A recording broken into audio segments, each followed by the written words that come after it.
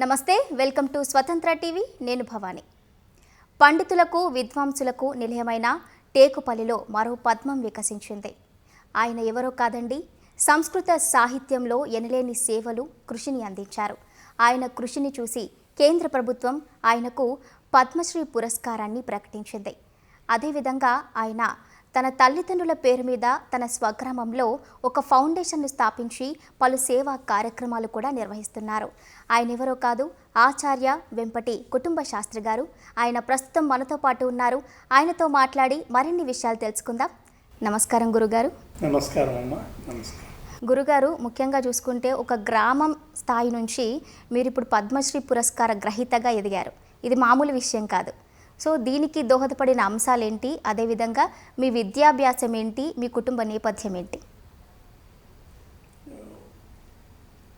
ఎదుగుదల అనేది సహజ పరిణామం. మనం ఏ క్షేత్రాన్ని, ఏ రంగాన్ని ఎంచుకుంటామో ఆ రంగంలో మనం నిరంతరం త్రికరణ శుద్ధిగా మనం పనిచేసినప్పుడు క్రమంగా కొంత వికాసం మనకు వస్తుంది. దానికి తోడు పెద్దల యొక్క ఆశీర్వచనం, భగవంతుని అనుగ్రహం ఉన్నప్పుడు కొంత అనుకోనటువంటి మంచి పరిణామాలు కూడా చోటు చేసుకుంటాయి. కుటుంబ పరిస్థితులు అంటే మా తల్లిదండ్రులు, మాది ఒక చాలా సామాన్యమైన కుటుంబమే, కానీ మంచి ఆచార వ్యవహారాలు, తర్వాత చాలా చెప్పుకోదగినటువంటి స్థాయిలో విలువలకి ప్రాధాన్యమిచ్చే కుటుంబం తల్లిదండ్రులుగా మా తల్లిదండ్రులు ఉండేవారు. దేన్నైనా వాళ్ళు ఒప్పుకునేవారు, సహించేవారు, కానీ కొన్ని విలువలకి మాత్రం వాళ్ళు ప్రాధాన్యతని ఇవ్వాలని మాకు నేర్పించారు. వాళ్ళు అలా జీవించారు. అది చాలామంది ఉన్నారు అలాంటి తల్లిదండ్రులు, పుణ్యాత్ములు. వాళ్ళల్లో ఒకళ్ళు మా తల్లిదండ్రులు. చిన్న స్థాయి నుంచి మొదటి కుటుంబం కూడా కొంచెం మొదట్లో చిన్న స్థాయి. మేము 10 మంది పిల్లలం. అందరూ క్షేమంగా పెరిగి పెద్దయి వాళ్ళ శక్తితో వాళ్ళు స్థిరపడ్డారు. ఇప్పుడు చాలా ఉన్నతమైనటువంటి స్థానాల్లో కూడా ఉన్నారు. నా వరకు నేను సంస్కృత క్షేత్రంలోకి, వేదము సంస్కృతము అనే ఈ రంగంలోకి, ఈ విద్యాభ్యాసంలోకి ఒక రకంగా చెప్పాలంటే మా నాన్నగారి చేత నేను ఇందులో ప్రవేశింపబడ్డాను. చాయిస్ నాది కాదు. చిన్న వయసులోనే నాన్నగారు ఈ చదువు చదవమని చెప్పి నన్ను నిర్దేశించారు. వారు చెప్పింది చేసుకుంటూ వెళ్ళాను. కానీ వారు చెప్పింది చేసుకుంటూ వెళ్ళిన తర్వాత అందులో నాకు కూడా చాలా తృప్తి, చాలా ఆసక్తి, చాలా దాని యందు మక్కువ అవన్నీ ఎక్కువైనాయి. దాంతో ఆ రంగంలోనే నేను స్థిరపడ్డాను. నాకు చేతనైన శక్తులు యథాశక్తిగా సేవ చేశాను. ఈనాడు ఈ గుర్తింపు వచ్చింది. గురుగారు, అదేవిధంగా సంస్కృత భాషపై అసలు మీకు ఆసక్తి ఎందుకు వచ్చింది? ఆ కాలంలో అయినా కూడా అంటే సంస్కృత భాష మీద పట్టు, మీకు ఆసక్తి ఏ విధంగా వచ్చింది? ఆసక్తి రావటానికి నేను చేసింది ఏం లేదు. ఒక రకంగా చెప్పాలంటే మా తండ్రి గారు వేద పాఠశాలలో నాకు జనరల్ ఎడ్యుకేషన్ ఆపేశారు.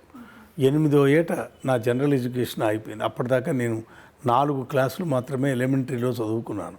ఆ తర్వాత నేను స్కూల్కి, కాలేజీకి వెళ్ళలేదు, యూనివర్సిటీకి వెళ్ళలేదు.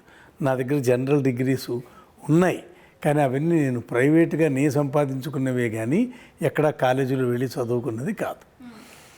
నన్ను వేదం, సంస్కృతం చదవటానికి నాన్నగారు నిర్దేశించి పంపించారు. నాకు బుద్ధి తెలియని వయస్సులో, అంటే 10 ఏళ్ల వయస్సులో. చెప్పింది చేయటమే మా అలవాటు కాబట్టి, మా ఇంటి ఆచారం కాబట్టి నేను చదువుకున్నాను. అయితే చెప్పదలుచుకున్నది ఏంటంటే, ఆ తర్వాత కొంత అందులో ఉన్న గొప్పతనాన్ని, దాన్ని నాకు అర్థమవుతున్న కొద్దీ నేను దానికి అంకితమయ్యాను. ఇవాళకి నాకు సంస్కృతం అంటేనే చాలా మక్కువ. అన్నిటికన్నా నేను మిగతా అన్ని సబ్జెక్టులు కూడా తర్వాత జీవితంలో చదువుకున్నాను. మెట్రికులేషన్ పాస్ అయ్యాను, PUC చేశాను, BA with English literature and history and philosophy చేశాను, MA ఫిలాసఫీ చేశాను. వాటన్నిటినీ కూడా చవి చూడటం కోసం, రుచి చూడటం కోసం చేసినట్టుగా నేను నా స్వప్రయత్నంతో చేసుకుంటూ వచ్చాను. అటువైపు కూడా నా శక్తిని నిరూపించుకున్నాను. కానీ నాకు అర్థమైంది, నేను చివరికి నిలబడింది ఏంటంటే నా సంస్కృతము, మా దర్శనాలు, అందులో ఉన్నటువంటి గాంభీర్యము అవి నన్ను బాగా ఆకర్షించాయి. అందులో నేను వాటికే సమర్పిత భావంతో వాటికే అంకితమయ్యాను. అదేవిధంగా దేశంలోని ప్రముఖ సంస్కృత విశ్వవిద్యాలయాల్లో మీరు వైస్ ఛాన్సలర్గా మీ సేవలు అందించారు. మరి ఆ సమయంలో మీ యొక్క అనుభవాలు ఏంటి?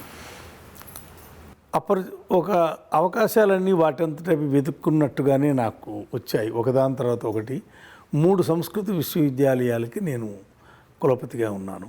మొదట్లో రాష్ట్రీయ సంస్కృత సంస్థాన్ అనేది నేను అక్కడికి డైరెక్టర్గా వెళ్ళినప్పుడు అది యూనివర్సిటీ కాదు, అది ఒక సొసైటీ నడుపుతున్న ఒక సంస్థ. నేను అప్పుడు డైరెక్టర్గా వెళ్ళాను. కానీ అది గవర్నమెంట్ ఆఫ్ ఇండియా నడిపే సంస్థ, ఎంహెచ్ఆర్డి, మినిస్ట్రీ ఆఫ్ హెచ్ఆర్డి వాళ్ళ సాక్షాత్తు అధీనంలో ఉండే సంస్థ. అక్కడికి వెళ్ళటం అయితే వెళ్ళాను డైరెక్టర్గా. కానీ అక్కడ నేనున్న 2-3 ఏళ్లకే కొంత నా ప్రయత్నము, కాకపోతే ఆనాటి మంత్రి, ఆ అధికారులు వాళ్ళందరి యొక్క సద్భావన సహకారాలతో అది డీమ్డ్ యూనివర్సిటీగా మారింది. ఆ డీమ్డ్ యూనివర్సిటీగా మారిన తర్వాత వాళ్ళందరూ నన్ను నువ్వే ఫస్ట్ వైస్ ఛాన్సలర్గా ఉండమని మళ్ళీ నన్ను అపాయింట్మెంట్ చేశారు. అందువల్ల అనుకోకుండా 5 ఏళ్ల కోసం వెళ్ళిన వాడిని సుమారుగా 9 సంవత్సరాల కాలం నేను రాష్ట్రీయ సంస్కృత సంస్థానానికి హెడ్గా పనిచేశాను. ఫస్ట్ యాజ్ డైరెక్టర్, తర్వాత మళ్ళీ వైస్ ఛాన్సలర్. ఆ తర్వాత కొద్ది కాలానికే, కొన్ని నెలలకే మళ్ళీ వారణాసిలో ఉన్నటువంటి సంపూర్ణానంద సంస్కృత విశ్వవిద్యాలయానికి కులపతిగా వెళ్ళాను. ఆ సంస్థ విశ్వవిద్యాలయంగా కాకపోయినా దాని మొదటి స్వరూపంతో 250 ఏళ్ల క్రితం సంస్థది. 1791లో బనారస్ సంస్కృత్ పాఠశాల అనే పేరుతో పెట్టి ఈస్ట్ ఇండియా కంపెనీ వాళ్ళు పెట్టిన పాఠశాల క్రమంగా పెరిగి ఒక 70-80 ఏళ్ల క్రితం అది విశ్వవిద్యాలయంగా మారింది.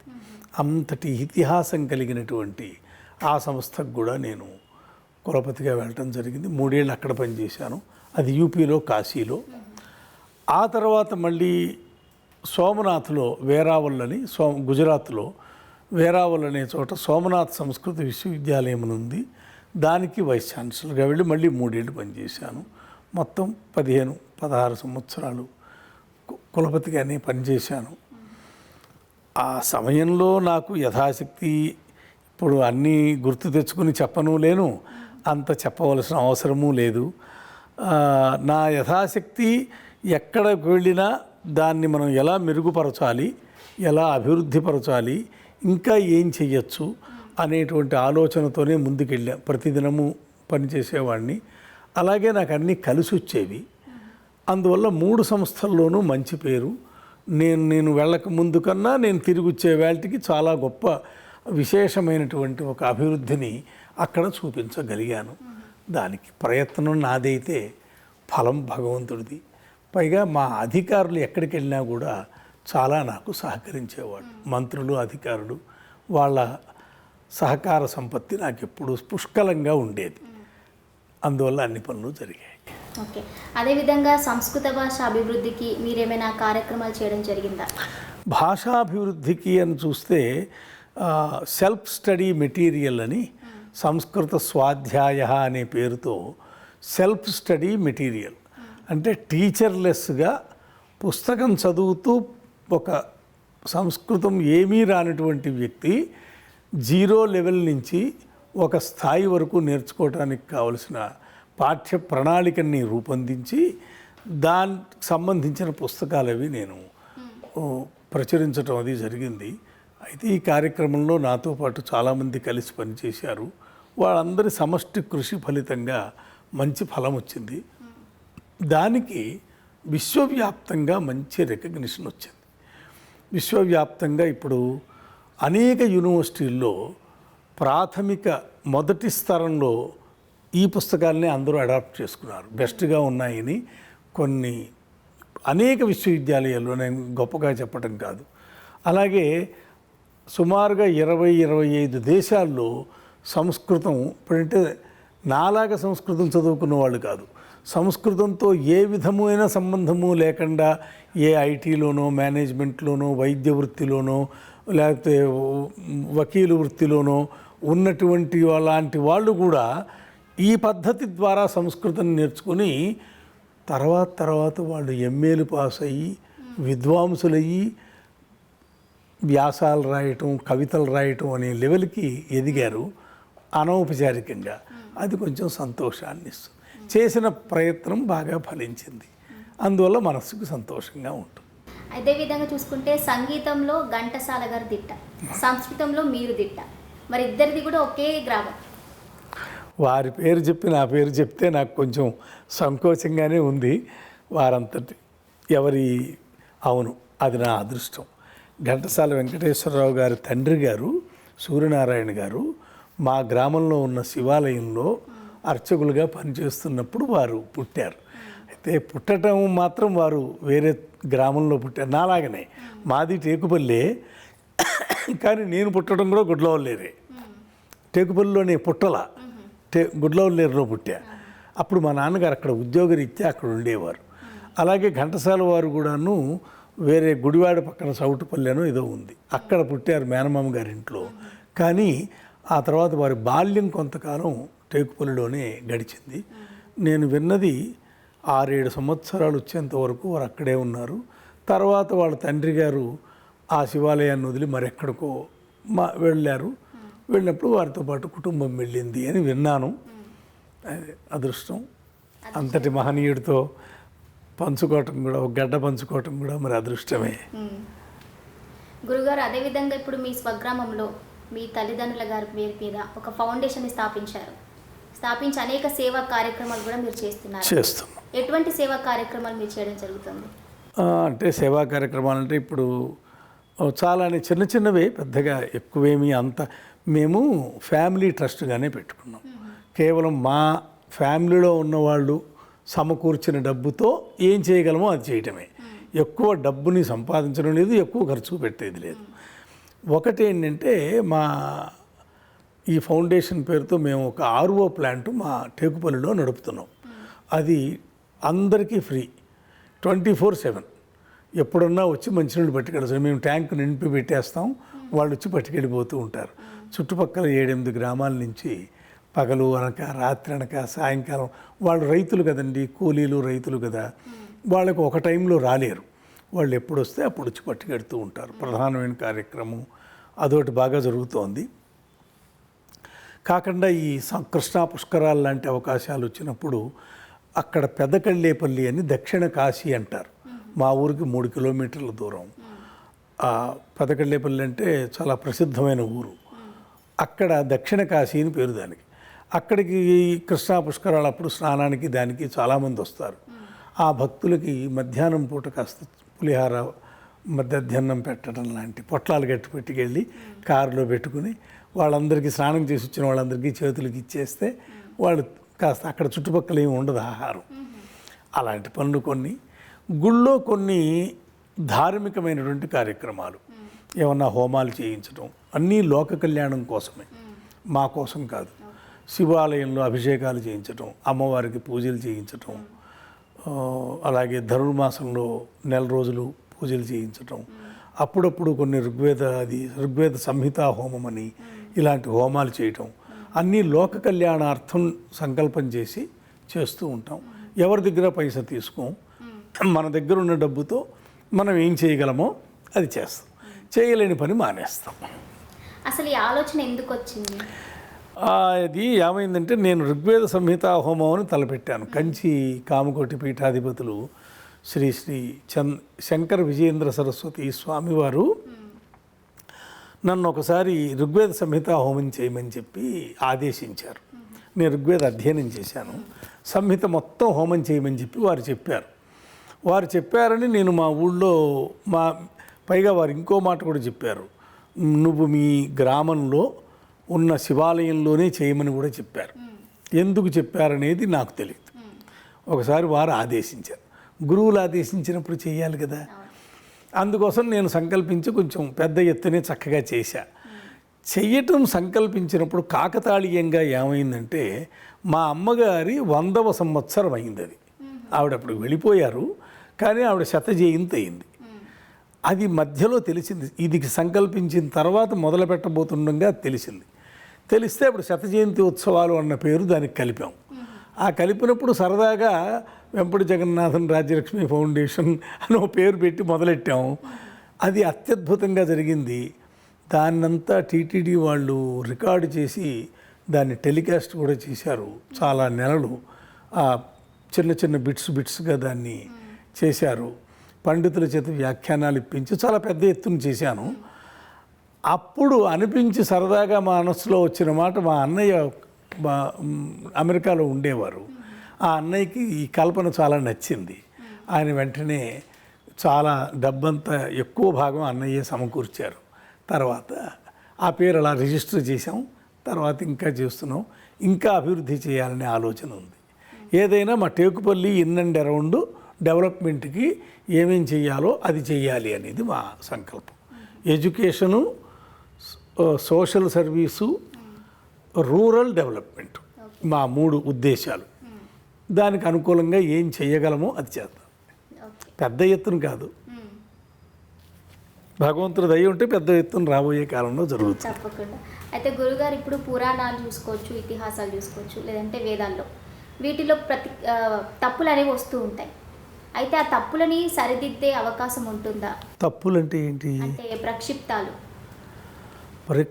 తప్పులు అనేవి వస్తూ ఉంటాయి కదా. ప్రక్షిప్తములు అనేది వేరు, తప్పులు అనేవి వేరు. తప్పులు అంటే మీరు అనేది ముద్రణ దోషాలా? పురాణాల్లో, వేదాల్లో, ఇతిహాసాల్లో తప్పు ఉండే ప్రసక్తే లేదు.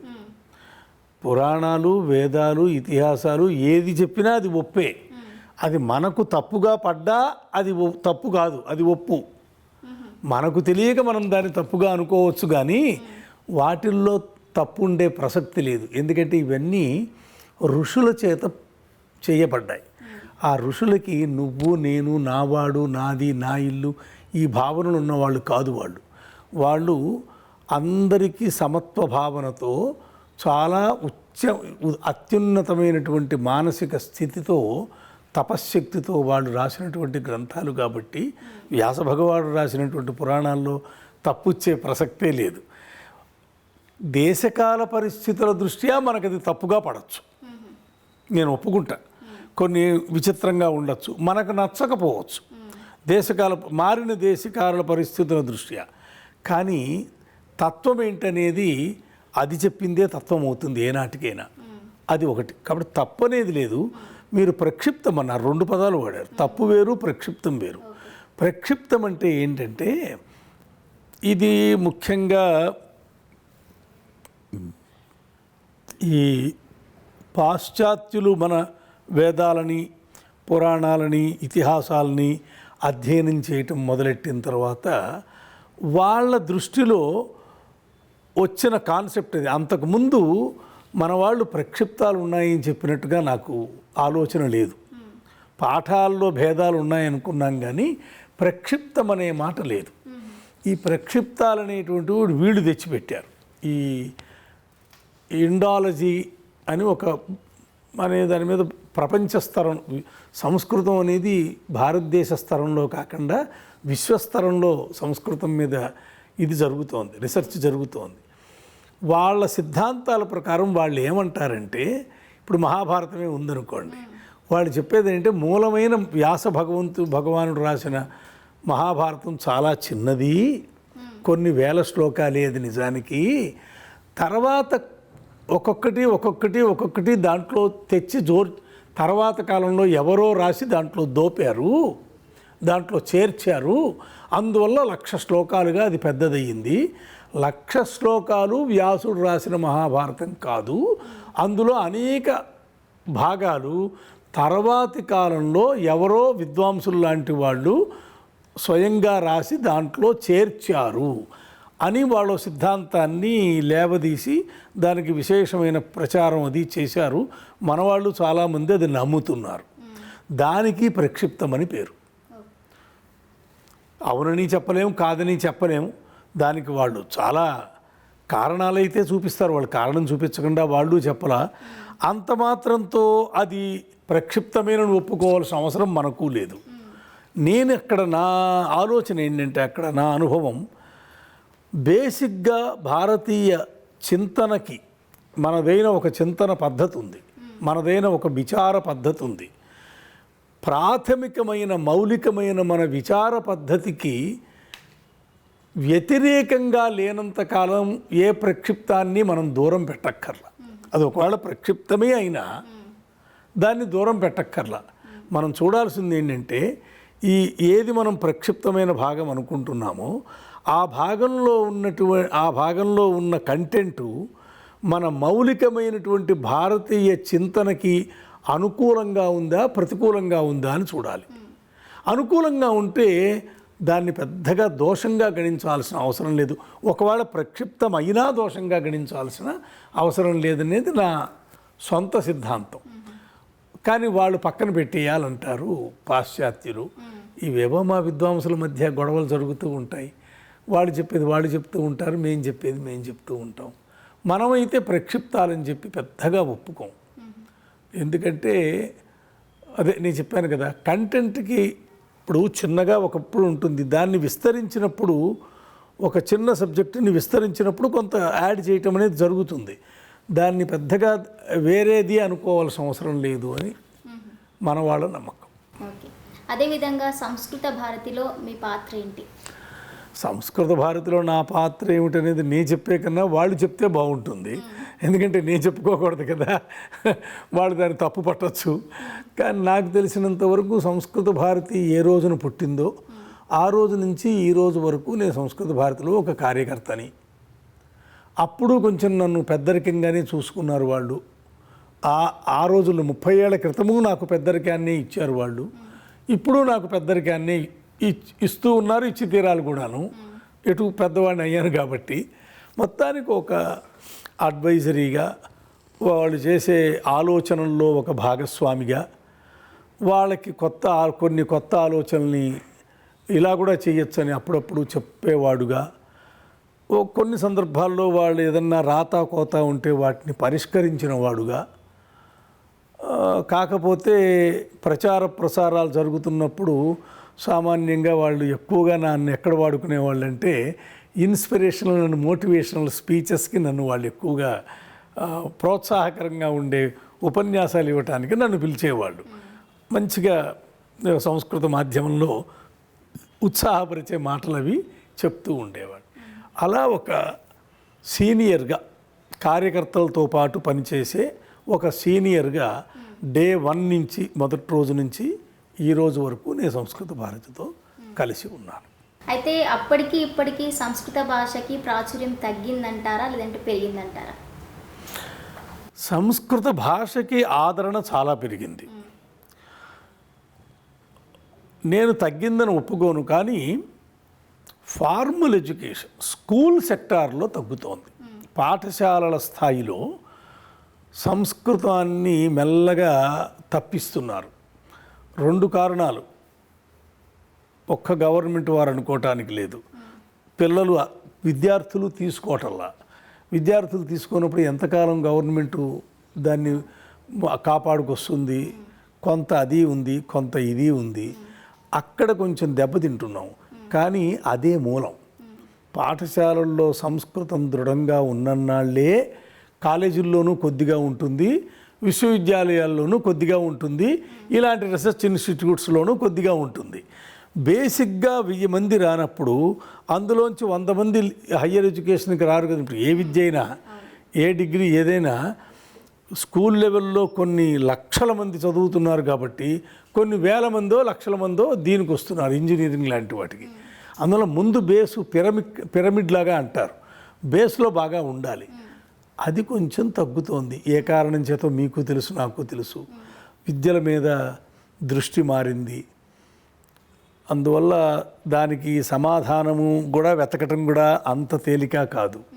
కానీ సంస్కృతం మీద ఆదరము తగ్గలేదు. సంస్కృతం చదివే వాళ్ళ సంఖ్య పెరుగుతోంది. ఎలా పెరుగుతోందంటే, లైఫ్లో సెటిల్ అయిపోయినటువంటి వాళ్ళు చాలామంది సంస్కృతం వైపుకి వచ్చి మొగ్గు చూపుతున్నారు. ఈ ఇన్స్టిట్యూట్లోనే రిటైర్ అయిపోయి ఇంట్లో ఉన్నటువంటి నా బంధువు ఒక అతను ఇప్పుడు ఎంఏ సెకండ్ ఇయర్ రాస్తున్నాడు. అతనికి సంస్కృతంతో ఏ సంబంధము లేదు. జీవితంలో అతను సంస్కృతం ఓనమాలు దిద్దినవాడు కాదు. ఎక్కడో ఎల్ఐసిలోనో బ్యాంకులోనో పెద్ద ఆఫీసర్గా రిటైర్ అయ్యాడు. రిటైర్ అయిన తర్వాత సంస్కృతం చదువుకుని ఎంఏ అయిపోయి పిహెచ్డీ చేయడానికి రెడీగా ఉన్నాడు. అలాంటి వాళ్ళు ఒకళ్ళు కాదు. అలాంటి వాళ్ళని సుమారు 20-30 లక్షల మందిని మేము సంస్థానంలో మేము ఉన్నప్పుడు అనౌపచారిక నాన్ ఫార్మల్ సంస్కృతి ఎడ్యుకేషన్ అని దాని ద్వారా వీళ్ళందరినీ ఫోల్డ్లోకి తెచ్చాం. కాబట్టి ఆ రకంగా చూస్తే నంబర్ పెరుగుతోంది. అదే డిజైరబుల్ కూడా. ఎందుకంటే ఫార్మల్గా నువ్వు చదవమంటే ఇప్పుడు ఎవరు చదవడానికి సిద్ధంగా లేరు. చిన్నపిల్లలుగా మనం నచ్చ చెప్పలేము, తల్లిదండ్రులకి నచ్చ చెప్పలేము. పరిస్థితి మారిపోయింది. అందువల్ల ఇప్పుడు ఈ స్థాయిలో ఉన్నవాళ్ళు ఉద్యోగంలో సెటిల్ అయిన తర్వాత స్వవివేకం ఉంటుంది. అతనికి వివేకం ఉంటుంది. అతనికి ఎవరూ చెప్పక్కర్లా, అతనికే తెలిసి ఏది మంచి ఏది చెడు అని. మనం వాళ్ళకి చెప్పి వాళ్ళ ద్వారా సంస్కృతాన్ని ప్రవర్తింపచేద్దామని అదే స్ట్రాటజీగా మేము సంస్కృత భారతిలోనూ అదే స్ట్రాటజీ తీసుకున్నాం. నేను అలాగే పనిచేశాను. దానివల్ల చాలా మార్పు అయితే కనపడుతోంది. జనరల్గా సంస్కృతం మీద అభిమానం పెరిగింది. వెనకటి కన్నా కూడా అభిమానం పెరిగింది, అందులో డౌట్ లేదు. రాబోయే కాలంలో ఇంకా కూడా సంస్కృతం యొక్క భవిష్యత్తు ఉజ్వలంగా ఉంటుందని నేను అనుకుంటున్నా. ఎందుకంటే ఇవాళ రేపు పాఠశాలల్లో అన్నీ వదులుకొని కేవలం సంస్కృతం చదవటానికి పాఠశాలలకు కూడా వెళ్ళే వాళ్ళ సంఖ్య కూడా పెరుగుతోంది. ఒక 20 ఏళ్ల క్రితం కన్నా ఇప్పుడు ఎక్కువగా ఉంది నా దృష్టిలో. మంచి రోజులే ముందు కనపడుతున్నాయి. చూడాలి ఏమవుతుంది. గురుగారు, సంస్కృత భాషకి సంబంధించి యువతకి ఇప్పుడు మీరు ఇచ్చే సందేశం ఏంటి? యువతకి నేను ఎప్పుడు ఇచ్చేది ఒకటే, మన అవసరం కోసమని మన అభిరుచి ప్రకారంగా మన అవసరాలకు తగినట్టుగా మనం ఏ విద్య నేర్చుకుని ఎలా జీవితాన్ని గడుపుకున్నా మన సంస్కృతి మన భాష ఈ రెంటిని మనం ఎప్పుడూ వదులుకోకూడదు. ఇది సంస్కృతానికే కాదు తెలుగుకు కూడా అప్లై అవుతుంది. తెలుగు తల్లి భాష, సంస్కృతం అమ్మమ్మ భాష, అంటే తెలుగుకి తల్లి. సర్వభాషలకు సంస్కృతం. ఈ 2 భాషల్ని మనం పెద్ద కష్టం కాదు, దాని మీద దృష్టి పెట్టాలి, రుచి పెంచుకోవాలే కానీ అమితమైనటువంటి ఆనందాన్ని ఇచ్చే భాషలు అమితమైన ఆనందాన్ని ఇస్తాయి. తెలియటల్లా మనుషులకి కొద్దిగా పరిశ్రమ చేస్తే వాళ్ళు ఎంతో ఆనందిస్తారు. వాళ్ళు జీవితంలో ఏ కారణంగానూ అనుభవించినంతటి ఆనందాన్ని ఒక్క సంస్కృత కావ్యమో శ్లోకమో చదివితే ఆనందిస్తారు. ఇది నేను అనుభవించిన మాట చెప్తున్నా. అయితే ఏంటో తెలియాలి, వాళ్ళకి తెలియజెప్పాలి. నాలాంటి వాడు అది తెలుసుకుంటే మాత్రం, ఇప్పుడు నేననేది మీరు సెటిల్ అయిపోయారు కదా, మీ అభిరుచి ప్రకారం మీరు ఏదో చదువుకున్నారు, మీరు కోరుకున్న ఉద్యోగమో ఏదో మీరు చేసుకుంటున్నారు, లైఫ్లో సెటిల్ అయ్యారు. కొంత టైం ఇప్పుడు సంస్కృతానికి ఇవ్వండి. ముసలాళ్ళు కాదు నేను చెప్పేది, యువతి యువకులే చక్కగా సంస్కృతం తర్వాత చదవచ్చు కదా, అది కూడా ఒక పాసిబిలిటీ. ఎప్పుడు చదువుకుంటే మన దేశ భాష, మన సంస్కృతికి సంబంధించిన భాష, మన యొక్క మనుగడకి మూలమైన భాష, దాన్ని మనం చదువుకోవాలనే భావన యువతి యువకుల్లో ఉండాలి. వాళ్ళకి అవకాశం వచ్చినప్పుడు వాళ్ళ ఇతర కార్యములకు విరోధం లేకుండా ఈ చదువుకోవాలి అనేది నా సందేశం. గురుగారు, అదేవిధంగా మురళీ మనోహర్ జోషి గారితో మీకున్న అనుబంధం ఏంటి? అసలు వారెవరో నాకు తెలియదు. ఆయనది యూపీ, నేను తెలుగులో ఇక్కడెక్కడో పుట్టాను. ఉన్నట్టుండి నేను పాండిచ్చేరిలో సెంట్రల్ యూనివర్సిటీలో ప్రొఫెసర్గా ఉండేవాడిని. అంటే మురళీ మనోహర్ జోషి గారు అనే ఆయన ఉన్నారు. బీజేపీలో ఆయన అప్పట్లో వైస్ ప్రెసిడెంటు, తర్వాత కొన్నాళ్ళు ప్రెసిడెంట్గా కూడా పనిచేశారు. తర్వాత కాశ్మీర్లో వెళ్ళి ఆ జెండా అది కాశ్మీర్ వెళ్ళి ఆయన లాల్ చౌక్లో భారతీయ జెండాని ప్రతిష్ఠింపజేశారు కదా. మన సన్మాననీయ ప్రధానమంత్రి గారు ఆయనకి సహాయకుడిగా వెళ్ళాడు ఆ రోజుల్లో. ఏవో ఆ ఘటనలన్నీ అందరికీ తెలిసినట్టు నాకు తెలుసు. పత్రికా మాధ్యమం ద్వారా మనిషి బొమ్మ ఎప్పుడు నా చూసుంటానేమో పత్రికల్లో. నాకు ఆయనకి ఏ విధమైన పరిచయం లేదు. కానీ ఎలా వెళ్ళానో, నేను సంస్థానానికి డైరెక్టర్గా వెళ్ళా. అప్పుడు ఆయన మినిస్టరు. వారి చేతుల మీదుగానే నేను అపాయింట్మెంట్ ఆర్డర్ తీసుకున్న తర్వాత వారితో కలిసి నేను 9 ఏళ్ళు పనిచేశాను సంస్థానంలో, చెప్పాను కదండి. అందులో సగం NDA-1, సగం UPA-1 రెండు గవర్నమెంట్లలోనూ పనిచేశా. అంటే మధ్యలో ఈ గవర్నమెంట్ పోయింది, ఇంకో గవర్నమెంట్ వచ్చింది. ఇద్దరి దగ్గర నేను పనిచేశా. దాంట్లో సుమారుగా 4 సంవత్సరాల దాకా 4-5 సంవత్సరాలు వారితో పాటు కలిసి పనిచేశా. కానీ ఆ 4-5 సంవత్సరాల్లో మాత్రం వారు నన్ను అమితంగా అభిమానించారు. వారు ఎంతో ప్రేమగా చూసుకునేవారు. అసలు ఒక మంత్రిలాగా ఉండేవారు కాదు. అది ఆయన గొప్పతనం. నా గొప్పతనం వల్ల కాదు, అది వారిలో ఉండే గొప్పతనం. తర్వాత నిజం చెప్పాలంటే నేను వీసీగా ఉంటున్నప్పుడు నేను ఆయన కింద పనిచేస్తున్నాను కదా, అయినా సరే నన్ను కుర్చీలో కూర్చోబెట్టి వారు తల్లిదండ్రుల పేరుతో వారు ట్రస్ట్ పెట్టుకున్నారు. దానిలో ఏటా ఒక సంస్కృత విద్వాంసుడికి సన్మానం చేస్తారు. ఆ సన్మానం నన్ను కుర్చీలో కూర్చోబెట్టి ఆయన చేశారంటే ఏమనుకోవాలి? ఆయన మా బాస్ ఒక రకంగా, వారు నా అధికారి, నేను ఆయన కింద పనిచేస్తున్నాను. అది కూడా లేకుండా వారు గౌరవించి నాకు వారి చేతుల మీదుగా నేను వారి దగ్గర ఉన్నప్పుడే నాకు సన్మానం చేశారు. ఆ తర్వాత కూడా ఎక్కడ కనపడ్డా ఏదైనా కూడా నాకు ఉద్యోగరీత్యా వారు అన్ని విధాలా వారి సహకారాన్ని అందించడమే కాకుండా నాకు మార్గదర్శనం కూడా చేసేవారు. అప్పుడప్పుడు పిలిచి ఇదిగో ఈ ప్రోగ్రాం చెయ్యి, ఆ ప్రోగ్రాం చెయ్యి అని చెప్పి నా చేత చెప్పి మరీ చేయించేవారు. పిలిచినప్పుడు కలిసినప్పుడు మాత్రం ఎంతో ఆదరంగా, సుమారుగా భుజం మీద చేయి వేసి మాట్లాడినట్టుగా చాలా స్నేహంగా, ఎందుకో వారికి నా మీద మంచి అభిమానంతో నన్ను చూసుకున్నారు, వాత్సల్య భావంతో. నేను వారికి చాలా కృతజ్ఞుడిగా ఉంటాను ఎప్పటికీ. గురుగారు, అదేవిధంగా సంస్కృత భాషకి మీరు అందించిన సేవలను బట్టి కేంద్ర ప్రభుత్వం మీకు పద్మశ్రీ పురస్కారాన్ని ప్రకటించింది. మరి దీనికి సంబంధించి మీ యొక్క అనుభవం ఏంటి? నాకు తెలిసి నా శక్తి, నా యుక్తి, నా బుద్ధి వీటిని దాచుకోకుండా త్రికరణ శుద్ధిగా, అంటే ఏ విధమైన పొరపాటు జరగకుండా నా కర్తవ్యాన్ని నేను చాలా త్రికరణ శుద్ధిగా నేను ఎక్కడున్నా, ఒక్క సంస్థానంలోనే కాదు, నా కెరియర్ మొదటి నుంచి అదొకటి. చదివినప్పుడు స్టూడెంట్గాను అలాగే చేశాను, అధ్యాపకుడిగా ఉన్నప్పుడు నాకు వీలైనంత. అయితే గొప్పగా చెప్పానని నేను చెప్పను, నా శక్తియుక్తులకి తగినట్టుగానే నేను అవి దాచుకోలేదు. అండ్ రెండోది సమర్పిత భావంతో చేశాను. ఇదే నాకు తెలుసు, సమర్పిత భావంతో పనిచేశాను. నేను ఉన్ననాడు నేను సెంట్రల్ గవర్నమెంట్లో 6 సెక్రటరీల దగ్గర పనిచేశాను, 3 మంత్రుల దగ్గర పనిచేశాను. అందరి దగ్గర ఒక మంచి మాట తెచ్చుకో. ఆ 3 మంత్రుల్లో 3 పార్టీలు, ఒకళ్ళు బీజేపీ అయితే ఒకళ్ళు కాంగ్రెస్. అయినా కూడా అవి మనకేమి సంబంధం ఉండదు, వాటితో మనకు సంబంధం నిజానికి లేదు. నేను ఒక సంస్థకి అధికారిని, ఎవరెలా చెప్తే పాలసీ ప్రకారం మనం పనిచేసుకుపోతాం. సంస్కృతం యొక్క డెవలప్మెంటే మన లక్ష్యం. అందువల్ల నాకు ఎక్కడా ఏ ఇబ్బంది రాలేదు, 2 చోట్ల మంచి అభిప్రాయం వచ్చింది. అలా సేవ చేసుకున్నాను, అంతవరకే నాకు తెలుసు. మరి ఎలా గుర్తింపు వచ్చిందో గవర్నమెంట్కే తెలియాలి. వాళ్ళు గుర్తించి నాకు ఈ యశస్సుని ఇచ్చారు. అనేక గుర్తింపులు వచ్చాయి. ఆ పరంపరలో ఇవాళ ఇది కూడా వచ్చింది. ఇంతకుముందే రాష్ట్రపతి సమ్మానం కూడా నాకు 14లో వచ్చింది. ప్రణబ్ ముఖర్జీ గారి చేతుల మీదుగా రాష్ట్రపతి సమ్మానం తీసుకున్నా. ఇంటర్నేషనల్గాను మంచి గుర్తింపు వచ్చింది. నేను IASS ప్రెసిడెంట్గా 2 సార్లు ఎలక్ట్ అయ్యాను. ఆ పరంపరలో ఇవాళ ఈ అభ్యుదయం కూడా వచ్చింది. ప్రస్తుతం ఉన్నటువంటి గవర్నమెంట్కి, ప్రధానమంత్రి గారు నరేంద్ర మోడీ గారికి, అలాగే హోమ్ మినిస్టర్ గారికి, మా శిక్షా మంత్రాలయం ప్రధాని గారికి, మరి ఇతర మంత్రులందరికీ కూడా నేను కృతజ్ఞుడిని. వారు గుర్తించారు, ఇచ్చారు, సంతోషం. గురుగారు, అదేవిధంగా ఇప్పుడు రాష్ట్ర వ్యాప్తంగా, దేశవ్యాప్తంగా కూడా మంచి గుర్తింపు సాధించుకున్నారు మీరు. మరి మీ అనుభవం ఏ విధంగా ఉంది? బరువుగా ఉంది. సంతోషంతో పాటు బరువు కొంచెం అనుభవంలోకి వస్తుంది.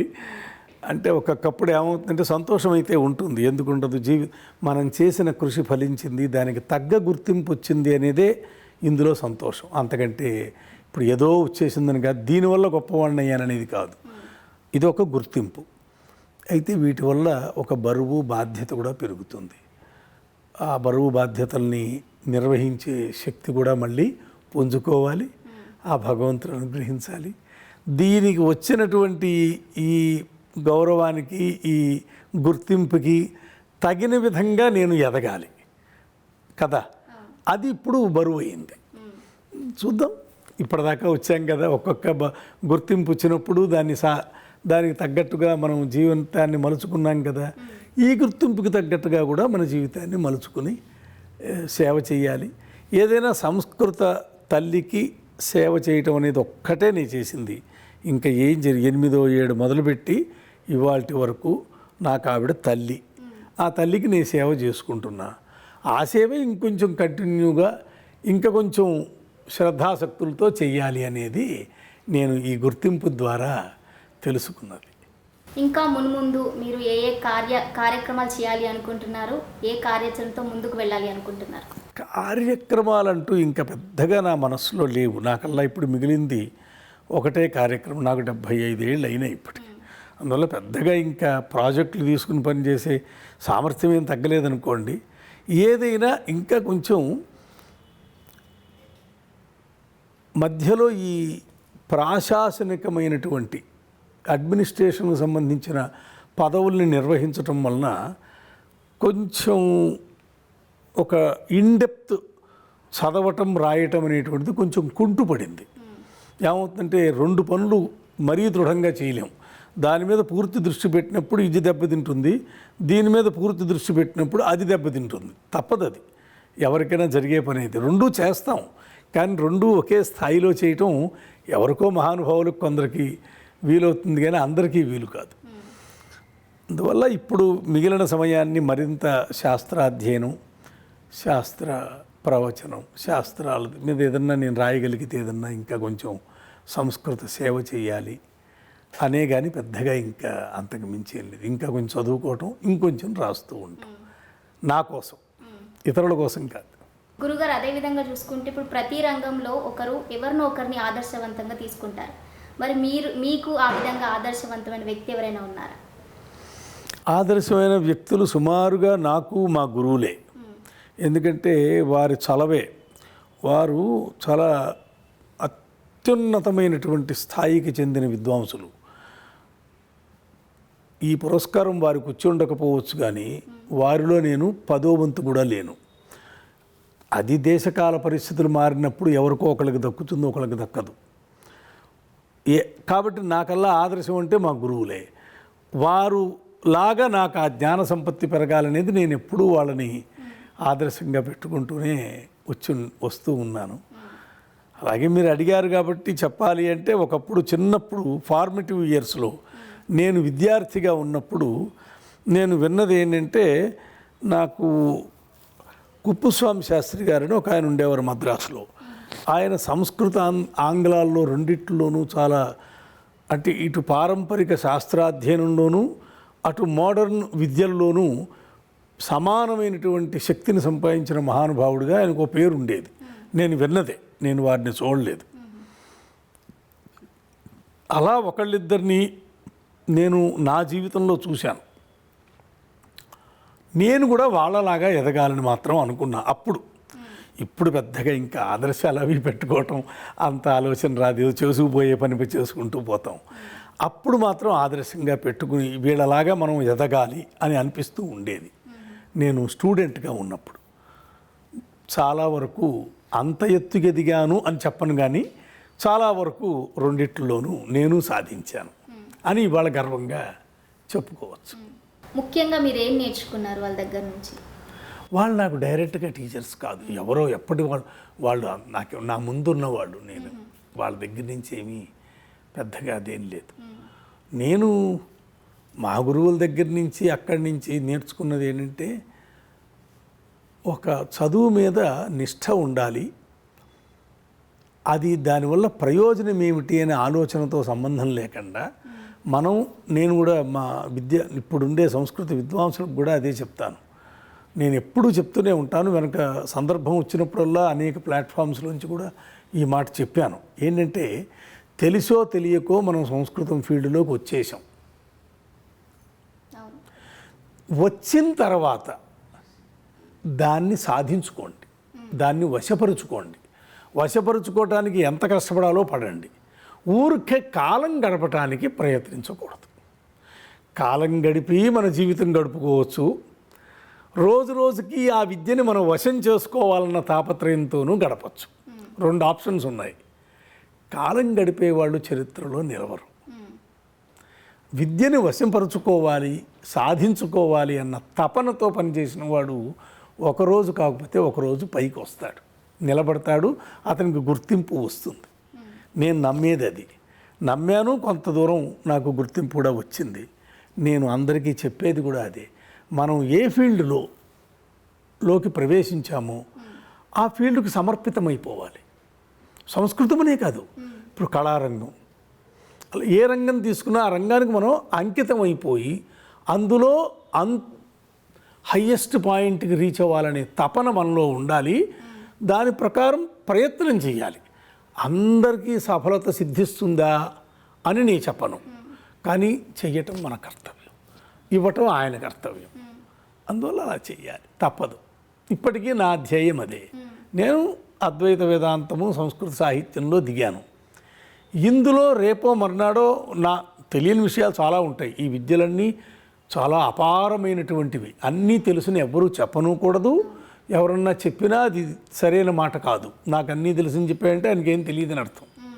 కాబట్టి అది పద్ధతి కాదు. కానీ మన ప్రయత్నపూర్వకంగా ఎంత అధికంగా మనం ఈ శాస్త్రంలో కృషి చేశామనేది ఏ రోజుకు ఆ రోజు బేరీజు వేసుకుని ముందుకు నడవాలి. సుమారుగా నేను అదే నడుస్తున్నాను. ఇతరులకి నేను అదే చెప్తాను, అందరికీ అదే. దానివల్ల జీవితం ఎలాగోలా గడిచిపోతుంది. కానీ ఇలా చేస్తే ఒక తృప్తితో జీవితం గడుస్తుంది. కాబట్టి ఆ తృప్తి చాలా ముఖ్యం. మనం చేస్తున్న పనిలో మనకు తృప్తి ఉండాలి, సంతోషం ఉండాలి. అది ఉండాలంటే హార్డ్ వర్క్ చేయాలి. నేను నమ్మిన సత్యం అది. అదేవిధంగా గురువుగారు ఇంతకుముందు సంస్కృత భారతిలో ఎక్కువగా మోటివేషనల్ స్పీకర్ లాగా మిమ్మల్ని చూస్తారు అని చెప్పారు. అదేవిధంగా మీరు పలు ప్రముఖ విశ్వవిద్యాలయాల్లో వైస్ ఛాన్సలర్గా బాధ్యతలు నిర్వర్తించారు. ఆ సమయంలో మీరు విద్యార్థులకు ఏ విధంగా మోటివేషన్ చేసేవారు? ఏదో సంస్కృతం యొక్క గొప్పతనం, దాంట్లో ఉండే కొన్ని విశేషాలు అవన్నీ వాళ్ళకి అర్థమయ్యేట్టుగా చెప్పి, సంస్కృతం కఠినమైన భాష, నేర్చుకోలేము, నేర్చుకున్నా రాదు అని ఇలాంటి భావాలన్నీ బాగా సమాజంలో పాదుకుపోయి ఉండేవి. ముఖ్యంగా వాటికి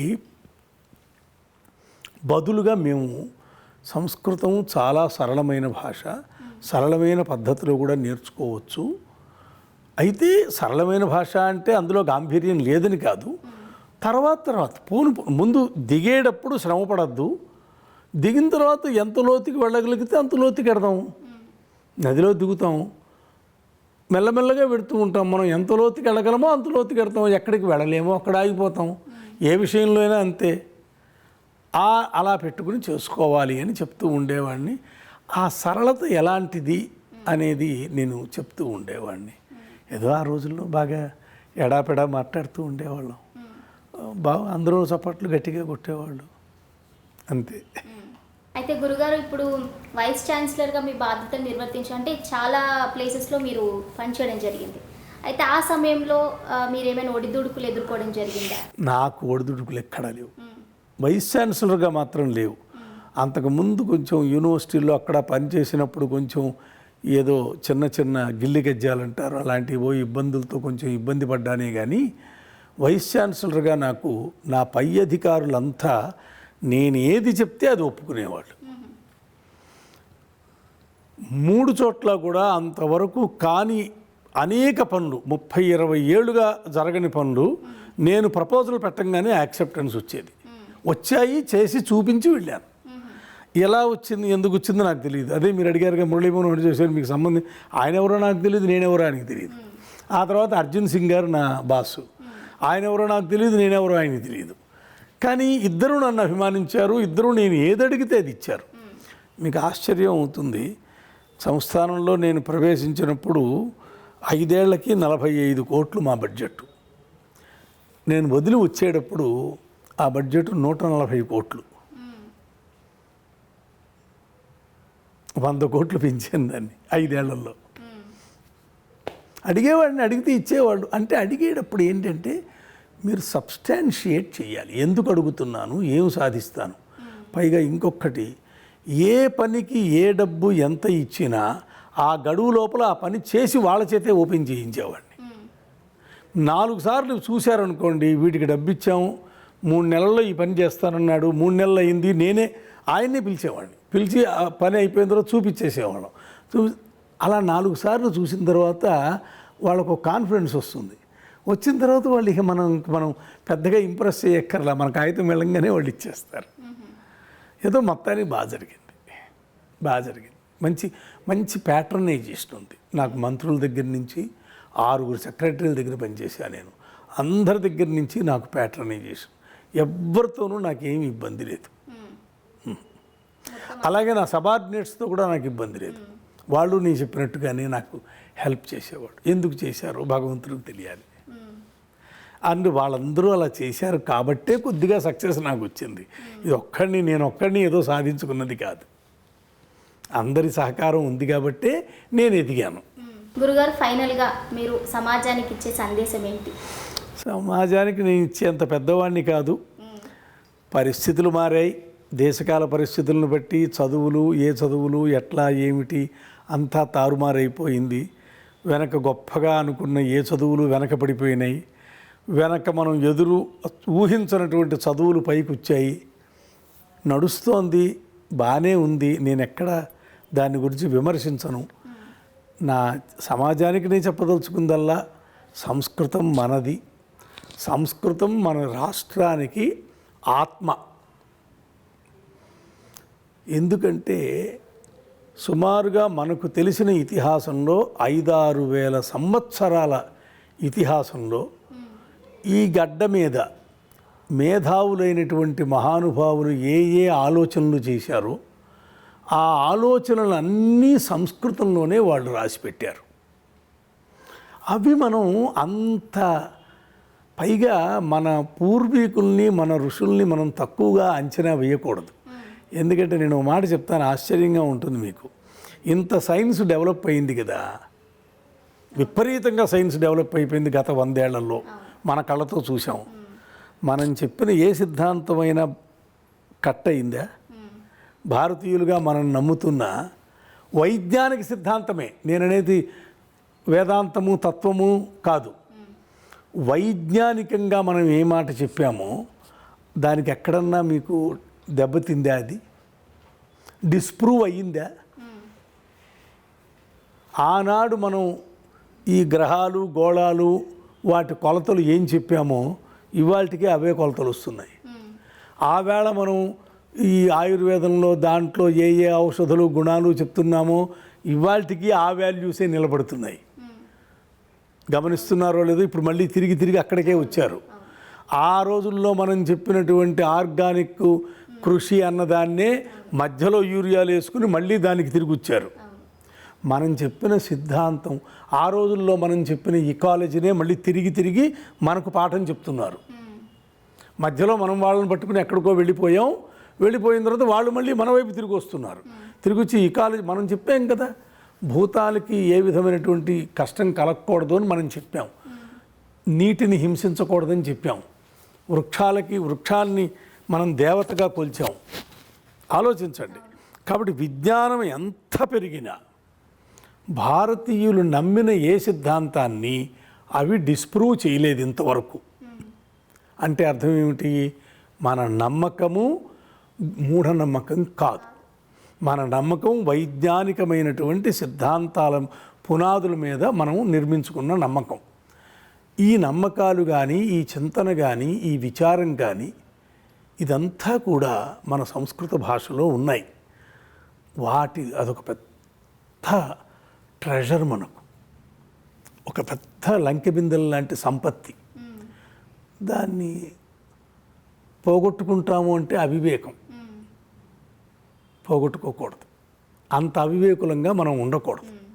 కాబట్టి పరిస్థితులకి అవిరోధేన ఎలాగోలాగా మనం సంస్కృతాన్ని రక్షించుకోవాలి. సంస్కృతంలో ఉండేటువంటి విజ్ఞానాన్ని పోగొట్టుకోకుండా మనం కాపాడుకోవాలి. ఏ రోజుకైనా ప్రపంచానికి దారి చూపించేది మన భారతీయ విజ్ఞానమే. తిరిగి తిరిగి అందరూ ఇక్కడికి రావాల్సిందే కానీ ఇక్కడ వాడు అక్కడికి వెళ్ళాల్సిన అవసరం లేనే లేదు. ఒకప్పుడు మనం జగద్గురువులం, మళ్ళీ మనం జగద్గురువులు కావలసిన అవసరం సమయం ఆసన్నమైంది. మనం జగద్గురువులుగా ఎదగలుగుతామా, దానికి సాధనమైనటువంటి సంస్కృతాన్ని రక్షించుకుంటామా, వదిలేసుకుంటామా అనేది మన వివేకం మీద ఆధారపడి. ఓకే గురుగారు, మీ విలువైన సమయాన్ని వెచ్చించి ఎన్నో చక్కటి విశేషాలు, అదేవిధంగా మీ జీవిత అనుభవాలు మాతో పంచుకున్నందుకు ధన్యవాదాలు. నమస్కారం అమ్మ. నాకు చాలా ఆనందంగా ఉంది మీతో ఈ విషయాల్ని చర్చించుకోవటం వల్ల. ధన్యవాదాలు. నమస్కారం.